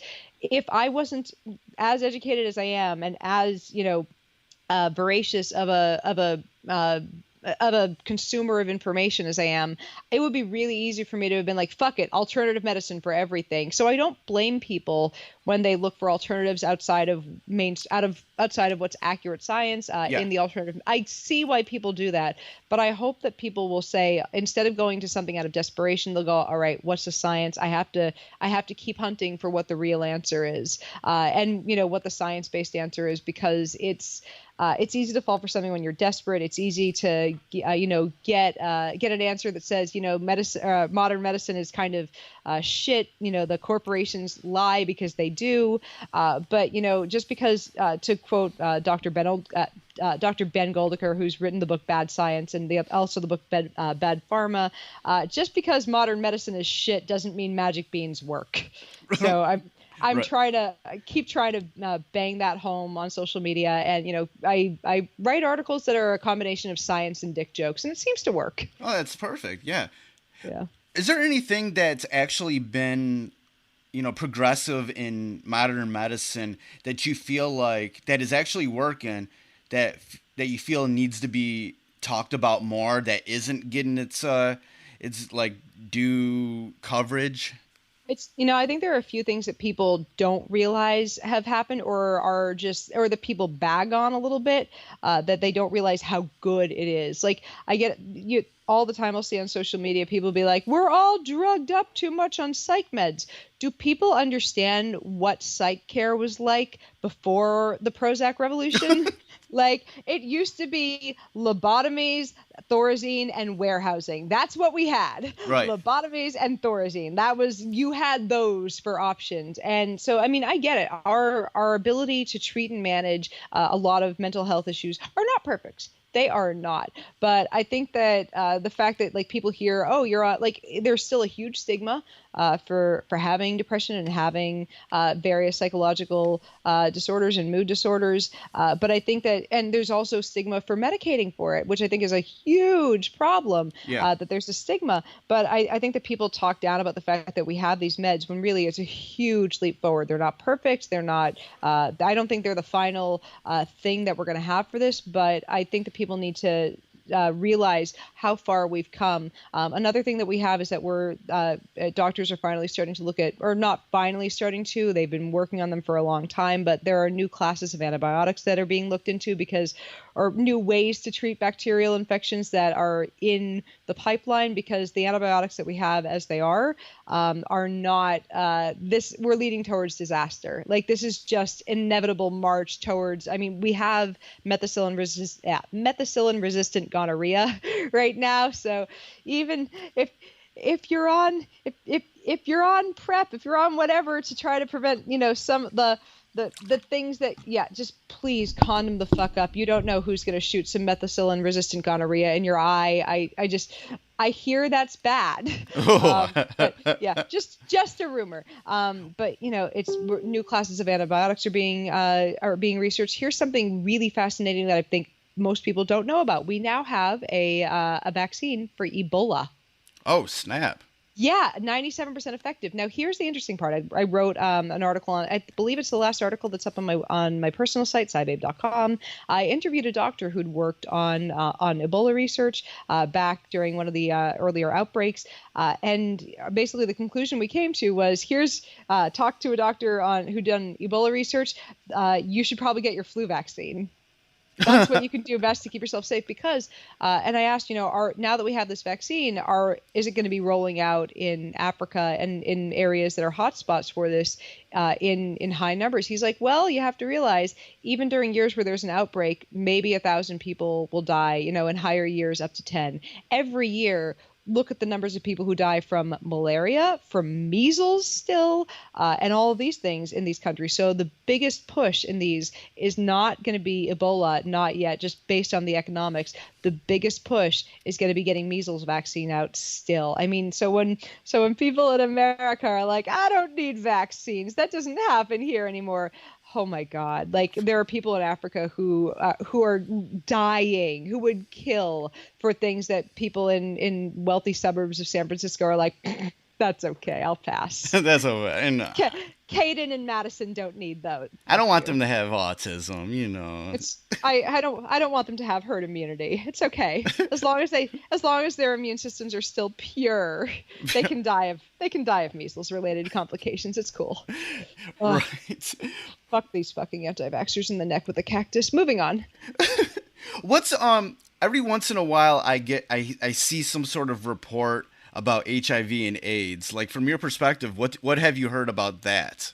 I mean, that is a nebulous question. What is your when you say I see some sort of report? Do you mean on where we are with the treatment for it? Yeah, or... like I see stuff that were like that. There's basically cures, or basically like people can live long with it or something. Well, a couple things that have been happening with that. So one, of course, we have PrEP and PEP. We have pre-exposure prophylaxis. So it's at this point, I believe, only 6 people in the world have had AIDS transmitted to them that are on PrEP. So it is practically, if you have somebody who has a 0% viral load and they are having sex with someone who is on PrEP, it is practically impossible. And I mean, I believe it's just, it is at that point with 0 viral load, you have somebody who has it having sex with someone on PrEP, that it has not happened, that it's been transmitted. So it's at the point where people are like, it's hard to say if people are living a quote normal lifespan, because we're still only 30 years into this. Like the year that AIDS entered the dictionary was the year that I was born. So it's my fault, obviously. And I'm 36. So I mean, how do we know what the quote normal lifespan is of someone just getting onto these drugs now? We don't. So, but it seems like people are living healthier, they're living longer, the viral loads aren't getting up, it's not going from HIV to AIDS in anywhere near the progression it was before. But it's true, a couple people have been 100% cured of AIDS now. But the way they do it, it doesn't work all the time. You have to have specific conditions going on, and it's basically, and I believe that it was from a bone marrow transplant. Please, if you're out there listening, please double check me on that. I am comfortable being wrong and being fact checked, but I believe it was a bone marrow transplant. And this is obviously not everybody has access to that treatment, right. But they're getting very close or closer to an AIDS vaccine. That's been in the works for many, many years now. But we're going to see a cure to this, a cure / a preventative treatment within our lifetime. And I mean, the fact that I remember, I was growing up in the 90s. I remember when rent wasn't a joke. Right. It was a death sentence, AIDS, man. AIDS, and people AIDS, were AIDS. I remember it being the scary thing. There's nothing more scarier than getting AIDS. Yeah, if I recall correctly, there was a kid at my high school who had gotten it from having hemophilia, and just grew up. That was the thing he had growing up, and still has it obviously, but it's like that was the thing people still got from having hemophilia back when we were kids, and it's amazing to think that now he's going to live a full, long, healthy life. He could even have children that are not going to be at risk of contracting it. That's the kind of thing that's kind of amazing to think of, where we were when I was a kid, and that medical reality is just changed. It's completely not the same anymore. And that wouldn't have been the case if AIDS showed up in the 50s. We weren't, or I'm speaking out of my ass on that one, but still, we weren't as good at this kind of thing in the 50s. We didn't have the technology yet. We're better at this now. I mean, I don't know where we're going to be at this 50 years from now. We might have better drugs. We might have whatever the treatment ends up being, whatever the preventative, whatever the full treatment is, they might come out 30 years later and be like, we've got something better again. So that's the cool thing about medicine. It's always getting better. Right. For a while, we're like, everybody, people were still dying from AIDS, and we're like, what the fuck is Magic Johnson doing, man? It's apparently like there was an episode of South Park with him, with the whole AIDS cure thing, and they were like, "Oh, all you have to do is just eat a lot of money. You just need money, tons of it." So, but I mean, some people would live with it for, they'd be dead within 6 months, and some people would live for a decade with no treatment. So he might have had a combination of having a really fucking great immune system to start with, and just, he had access to every experimental and cutting edge treatment on the planet really early. And it's the fact that he's managed to live for so long has also given medicine a window into how well you can treat someone with it. So it's really impressive that he's done so well for so long. And it's weird. Like when we were growing up, it was like when someone like famous, got AIDS, it was like a big thing. But then like you had like years ago when Charlie Sheen said that he had it, it was just like, all right. Yeah, First off, it's not shocking. Then like, how to phrase this nicely about Charlie Sheen? Nobody was shocked. It wasn't shocked, but was anyone surprised, really? Like, he did seem like somebody who was going to stick his dick in a place that was not going to turn out well for him. Or, here's the thing. It might not have been his dick. It might have been a needle. He doesn't seem like he was paying attention to anything that was going into or out of his body at that point in time. Maybe it was actual tiger blood. Right. Yeah, maybe. Maybe he actually tried my veins. Oh my god, that was so nutty. Like, for weeks we were all saying, like, winning became a joke because of that man. Right. Everybody's like #winning. Oh my god, tiger blood. That was like, and I mean, we were all sitting there for the Charlie Sheen show, and Jesus Christ, like, nobody was around that man. Like, nobody became the adult in the room to tell that man, hey, you're gonna fucking die, you idiot. Like, how was that not a thing that happened? Millions of dollars and not the sense to pay someone to keep him in line. Sometimes I say the same thing about certain people. I'm like where's this person's friend or somebody that just like is paid to like keep them like chill? Yeah, it seems some people, a lot of money, not a lot of common sense. That's a thing that happens. Or and I mean, I've seen this. I have a couple of very famous friends that I'll keep their names off of here. But one of my really famous friends, and I kind of stopped hanging out with them after a while, just kept surrounding themselves with yes men. And it was kind of painful to watch, because at first, they seemed like someone who was like, yeah, I like, the vigorous discussions and whatnot. And it's like, you realize they only like the vigorous discussions if it ended with you agreeing with them. It's like, this is not someone who likes vigorous debate and having everyone's opinions heard. And then, you could have a disagreement. They only like it if your disagreement stops.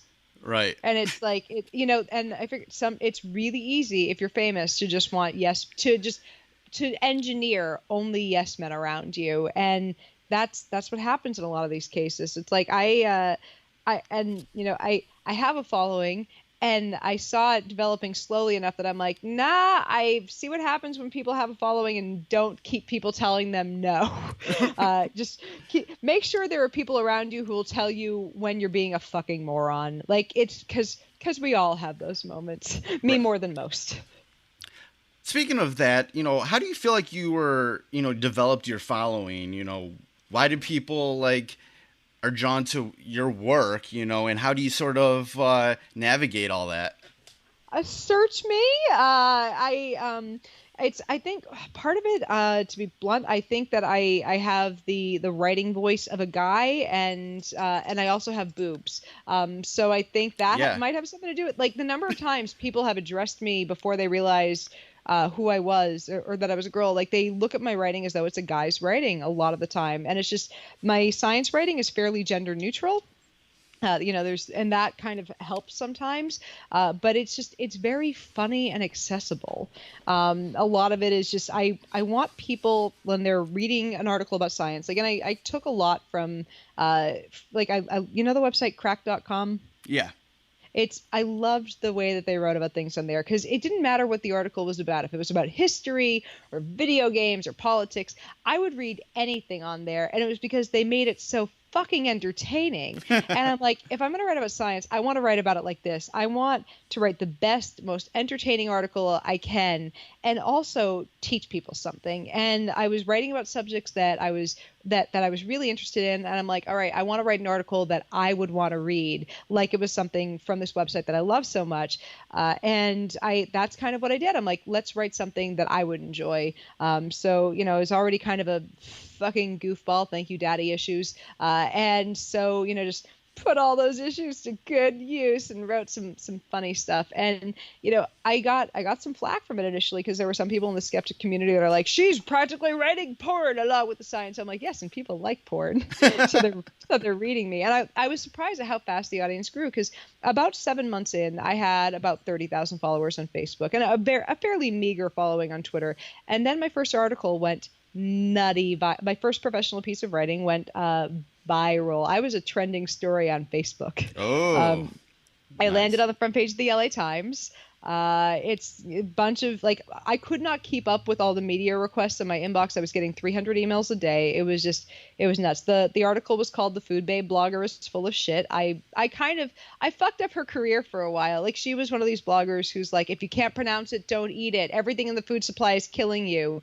You can only eat something if I've pre-approved, those types of things. Yes. It was. And she was saying things that were blatantly scientifically untrue. At one point, she was telling people that, what was it? The oxygen or the air in the airplanes isn't 100% oxygen. It's up to 50% nitrogen. It's like, bitch, the air around you is 78% nitrogen all the time. Like, she was trying to claim that the pilots controlled the flow of oxygen in the airplane, so you should sit closer to the front so that you got more oxygen. It's like, oh my God, you're too stupid to function. And it was just, she'd built up this massive following. There were rumors that she was going to get a television show. And just the level of dumb was astounding. So we just piece by piece debunked all the kinds of things that she did. And I was coming back from my first big talk. It was in Memphis, and I had a layover in Houston. And I'd never written, like I said, first piece of writing that I was paid for. Before that, I'd just been blogging. On my, I saw the article doing well, and on my layover coming back to LA, it was in Houston, my article hit 1 million views. So a few hours in, I hit 1 million views. I'm like, this is gonna be interesting. And I talked to my editor the next day. She's like, it's going up faster in views today than it was yesterday. I've never seen this before. And it was just bedlam for a week. Later that week, and I apologize for what's going to be name dropping in a minute, but like I said, I only had quote only, but I had 30,000 followers on my little right. Facebook page. I knew that nobody knew who I was, or I thought that nobody knew who I was. My mom happened to have a scheduled visit out to LA that week, to come visit, and happened to have that flight booked the most nutty week of my life. I finally, after 2 weeks of this, I collapsed for 13 hours of sleep. It was just crazy. And she gets out there, and after a couple more days of everything going crazy and me having no free time, I'm like, all right, I'm going to bed. My boyfriend at the time, now my husband, was visiting. My mom and my boyfriend are in my mom and my boyfriend are in the living room chatting. I'd gone to bed. I'm playing on my phone, and I'm like, I've gotten 10,000 new Twitter followers this week. Oh, I went from 30,000 to 100,000 new Facebook followers in a week. It was it was crazy. I'd go to bed. I'd wake up in the middle of the night to go to the bathroom or whatever. I'd check. I'm like, oh, there's 20,000 new followers. What the hell happened to my life? Nobody tells you what happens when you go viral. There's no playbook for it. There's no rules. You just, okay, batten down the fucking hatches. But I'm going through, I'm just going to go through and look for blue check marks on my new Twitter followers. And I'm scrolling, and all of a sudden my mom and my boyfriend hear a scream from the other room, and they're like, what happened? I'm like, Hugh Laurie's following me on Twitter. At the time he had about 2 million followers, and he was only following less than 200 people. So I'm right. like, what just happened to my life? And I was actually watching House while I was writing the article. So I'm like, okay, my life's something very strange and different just happened here, that this weirdo chemist who was the least popular kid in school just That shit happened to me, and I still don't understand it. So, here's to the weirdos because we have better stories. Nice. So let's put those daddy issues to good use, girls. We can do it.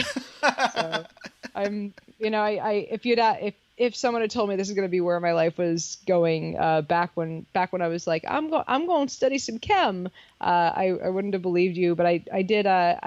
My undergrad degrees are in chem and theater, and I joked that I wanted to be the next. We already had Bill Nye the Science Guy. We needed Yvette the Science Dudette. I got really close to what I was aiming for. Right. I never would have guessed, and I never would have predicted it actually would have happened. So I'm very lucky. I feel thrilled that I hadn't been able to write for a while because my headaches were just so bad that I couldn't sit down and read a stack of peer-reviewed papers in order to do the writing that I'm doing. So back to writing again. And it feels so weird to not be in miserable pain. It's like the clouds have gone away. So it's a whole new world. Yeah, back to telling people they're full of shit again. I love it. All right, yeah. So, back to hanging out with my partner in crime, Alice, and doing some crimes. I'm so excited. Hell yeah! So. And I always like to ask this question of people, and it's like, what's sort of a nugget of knowledge from your life and career that anybody listening to this, it doesn't matter what they do, can sort of project into their own lives? Ooh, nugget of knowledge. I think, let's see, here's one. Let's see, what is one that I've stumbled across recently while I was really, really high and that I was happy with? I think if things are going poorly in your life, and this is something that I had to stumble across when things were not going well in my life, I think that if you have shit that's going wrong, if you're kind of at a crossroads in this, I really had a bit of a mental breakdown when my headache was hurting, when I wasn't sure what to do with SciBabe because I was a little burnt out. And at one point there were external factors that were going wrong, but at some point I had to sit down and go, what am I doing wrong? Yeah. And think about it genuinely and go, not just what am I doing wrong and not try to blame myself, but go, what could I do better to get myself out of this? And, we're never infallible. We are always at least, there are times when we're genuinely stuck, and I don't want anyone to think I'm saying you're pick yourself up by your bootstraps, soldier. But there's, at some point, if you're in a position to change some things, look at yourself and go, can I fix this with a directional change? What can I reevaluate in my life? And I think if you don't, I think not considering your own actions can always be a thing that can hurt you. And I've had to look at myself a lot in the last year and figure out how I can work on that. So that's, I guess, my advice is always be willing to consider your own actions. And there's one other thing I always tell skeptics, because I give talks at skeptic conventions, and these are people who pride themselves in being hashtag rational thinkers or rational man TM. But my biggest advice for that group is being rational does not mean saying I am rational, therefore I'm right. It means saying I am rational, therefore I know I could be wrong. Yeah. So be open to criticism, be open to thinking about ways that you could be wrong or new ways that you could make yourself better. And that's my whole thing is always look for a better answer, for a more right answer. Yeah, I've done a lot of that even the past few months, where I've looked at myself, more and being like, what can I change? What can I do better? Why am I not happy with this thing? Yeah. And how can I make it better? Like a good example is with this podcast, Fresh is the Word. I was just it's gone through a lot of different phases throughout the past, let's say it'll be 4 years soon. Had a few breaks in there. But the past maybe 100 episodes been really good in regards to what I want to do with it. But I was kind of going everywhere with it. There's music guests, there's comic guests, all this. So I decided to take all the music guests and start a new podcast when it's just the music guests. And then I'm also doing a third podcast that just has to do with Detroit music. Oh, nice. So I'm going to have 3 podcasts. And to me, that is I'll be able to promote them all better. There'll be a lot more focus into each one of those, and I can like sort of organize it in my mind a lot better. And it's already breathed a lot of new life into me and to the project. Oh yeah. There's something about having a new thing that you can focus your energy on that kind of it gives everything a little fresh flavor. Yeah. So it's going to give this podcast a fresh flavor because I can focus it to a certain audience now, while certain episodes don't get buried in there, and it can have their own podcast over here that I can promote to a certain audience. So I'm like super psyched about it. That's awesome. It's 3 podcasts. Whew. That's some juggling right there, my friend. The thing is like, it's not going to be too much difference because I was still kind of doing all of that. It's just going to be more organized, So, that's and more focus where I can be like, okay, I can do this, and this, and I had to show you my cute little critters. Aw. They've decided they've taken up residence. There's always a modicum of there are always some of them just curled up with me somewhere. This is what happens when you have 3 cats and a dog. They're like, Mom, we need you always. And to kind of close things out, like I always end my interviews with the same question. And that question is, who is somebody that's been a part of your life or career that I could realistically interview for this podcast that would have some good stories to talk about? Oh boy, that's a good question. Let me give me a moment on that one. And it could be multiple people. Let's see, influence on my life and career, or just anybody like that you think would be a good interview, and somebody that I can realistically get in touch with. Yeah, I mean, I was about to say Penn Jillette's been an influence on my career, but I'm not. But I mean, I could get you his agent's number. Actually, I could get you his email address, but he might be mad at me. Right. Let's see, who's trying to think of someone who I could realistically get you on a line with. That's been an influence on my career. I mean, there are a lot of people in skepticism who I could probably throw in your direction. You know what? Or even people you're just fans of, like. Not an influence, but I have a handful of scientists who you might enjoy chatting with. Are you kind of tuned into the online science community at all? Not really, but it sounds interesting. I was just saying, would you? Tom Arnold's a friend of mine. I could shoot him your way. Basically, and it's funny because someone made the joke that because Tom Arnold had sent this video recording of him talking to Michael Cohen, just had out of the blue, fucking sent it to Samantha Bee. Just sent it on over, and the joke was all you have to do to get Tom Arnold to show up on your thing is just email him. We had a correspondent from Jim Jeffries on our show, and he was like, yeah, we were talking about it. I guess you just have to email him, and we were like, yeah, that's all we did to get him on our show. But he'd been following my writing for years, and we kind of been messaging back and forth on Twitter before. But yeah, Tom Arnold was so much fun on our show, and I mean, I'm not going to say he was an influence in my career because that would be a lie. But he's been so sweet to me and Alice, and he was just the most delightful interview.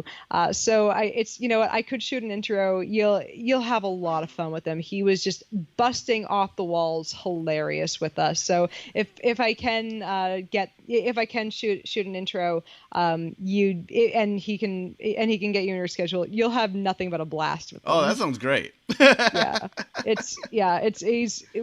God, getting him set up with the audio was hilarious just because his ability, basically his assistant had to do everything up to pressing record for it, and it was funny. So he was so sweet, and it was adorable. At the end, his kids came in, and he's such a good dad. That's Tom at his most adorable is playing with his kids. It's so cute. But yeah, we have a soft spot for Tom on the podcast. Awesome. Well, it's been great talking with you. This has been awesome. Too. I had a great time. Anytime you want me on, just let me know. I'll come in. I'll pinch hit if you ever need it. Oh, that's awesome. Yeah, you can definitely be a return guest. I love talking with you. Like I said, Likewise. I heard the podcast, I was like, I want to be their friends. Like, If you're ever in LA, don't hesitate to look me up.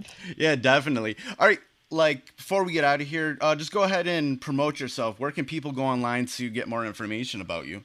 Oh, y'all can find me at all of the SciBabe. So over at Twitter and Instagram, I am at the SciBabe, and it's at facebook.com/SciBabe, and the website is SciBabe.com. That's a whole lot of SciBabing. I promise I'm cute enough to live up to the babe part of that if you slap enough makeup on me. And you can also find my writing at Self and The Outline. I'm a contributing writer at The Outline, and I'm a columnist at Self, where I debunk bullshit with a lot of snark and dick jokes. Hope you enjoy it. If you don't, I really don't care. I can't change your mind. If I can't change your mind with all of the dick jokes, I don't know what I can do to get rid of you. So I hope you like it. So come join me. And thank you so much for having me on. I had a great time. Oh, I had a great time. This is a blast. Oh yeah, we got to do this again. Definitely. All right. Maybe, let's get Alice on. We'll have it, as we call them on our show. We'll have a 3-way. Oh, please, we got to do that. It'll be. I was going to say, we're always looking for people to review porn with. We can pull you into our circle. Oh, I would love to do that. Just yeah. Here's a question. Do you have a favorite movie or TV show? Because that's how we do it. We ask our guests what they're like, if they have a favorite or a handful, and we'll see if we can pull one. My favorite TV show of all time is Buffy the Vampire Slayer. We have not done one of those, and there's definitely a Buffy porn parody. Oh yes. So I'll run it by Alice and see if we can sneak it in. Yeah, we got to do that. So all right. Hey yo, thank you for listening to this episode of Fresh is the Word, hosted and produced by myself, Kelly K. Fresh Frazier, empowered by Anchor at anchor.fm/Fresh is the Word. Intro theme music by Foulmouth, Shimmy Bango, and Knox Money. Fresh is the Word is available on all major streaming platforms. Please rate and review on Apple Podcasts and Stitcher. If you want to support Fresh is the Word, please consider pledging via Patreon at patreon.com/Fresh is the Word. Follow Fresh is the Word on social media on Twitter at Fresh is the Pod, on Instagram at Fresh is the Word Podcast, and join the Facebook group at facebook.com/groups/Fresh is the Word. For more information about Fresh is the Word and our other podcasts, Breaking Records and Renaissance Soul, and a collection of pop culture articles and reviews, please visit freshasthepodcast.com. Thank you for listening and your support. Goodbye and good night. Fresh is the word.